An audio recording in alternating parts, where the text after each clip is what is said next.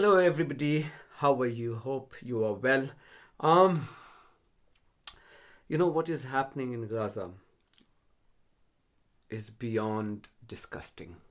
As a human being, if you're not feeling ashamed that thousands and thousands of children, women are being killed or they're being forced to die due to hunger or starvation, if it doesn't bother you, then I think there's something wrong with you. You don't have to be pro-Israeli or pro-Palestinian. You just have to be a human being to feel disturbed about what is happening in Gaza. I mean, we all heard about or read about, Rwandan genocide or Bosnian genocide. That was not the age of social media. The killings of those innocent people from Rwanda or from Bosnia weren't landing on our mobile phones. We were not able to see in real times. And yet, it had shaken the collective conscience of us. Albeit late, but it did. And they brought people to justice. But what is happening in 2024 is beyond imagination. I've been a journalist for more than 25 years. I've worked for 12 years in the BBC at fairly senior levels. I've led huge teams both in the UK and outside for the BBC. Never ever have I seen the standard of journalism stooping to this low. Just give you one example.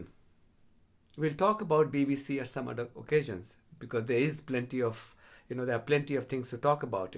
We're just watching Sky News broadcast. This guy called Sam Court, the guy who was covering the Rochdale election on Thursday night or Friday morning, early Friday morning. He was the guy who was interviewing George Galloway.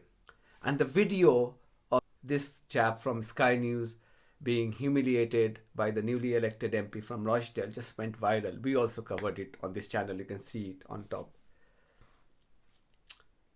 And now what happens, 5 days later, 4 or 5 days later, the guy returns to his TV screen to show, or desperately show, that George Galloway is not popular in Rochdale. And how does he do that?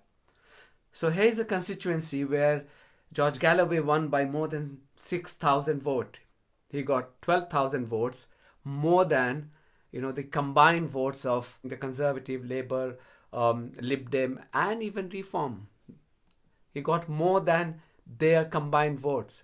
And yet this guy goes back to the constituency and he plays the bites of two individuals. Have a look. Now deserted the Tories and leaning Lib Dem. Look at what he says about George Galloway. Look at his desperation. He always has been a rabid example of the worst kind to me of politics that you can have. He plays to a very, very narrow audience. You saw it. His comment, I despise Richie Sunak. Well, George Galloway, I and a lot of people in this country despise you, your politics, and the processes you try and pervert our political system to. The sooner you are gone, the better. Terry sitting on the fence there. Terry clearly been watching the Sky News interview with George Galloway on Friday. That you did. So he chose a guy, and he's saying that guy used to be a Conservative. Now he's gone to Lib Dem, and he hates George Galloway. I mean, what is the probability of finding a person of, with this opinion in a constituency which has given a resounding majority to George Galloway? Clearly, the intention was never to find a voice which would support George Galloway. The intention was to desperately find somebody who hates George Galloway and then demonstrate using your platform that he is still not popular. But I think people are far more intelligent than that. This propaganda, may have worked maybe 5 years ago or 10 years ago. I don't think it's going to cut much ice in 2024. So he chose one person. And they look at, see, it's a clear a pattern, that, I hate Rishi Sunak, I hate Keir Starmer, just to kind of find acceptability, to say that I hate them but I also hate this guy. Because if he didn't qualify that, then perhaps people would not take him seriously. So that's one. Then he speaks to another lady. Now, listen to that lady. Listen to Patricia here. She is she's from Aldershot, and she's leaning much more to the right. She's leaning to reform. Apparently, a lot of Rochdale voters do like that sort of style, and either they like it, attracted to his style, his way of communication, or they're attracted to his policies, his politics. If it's the lesser, I think that's.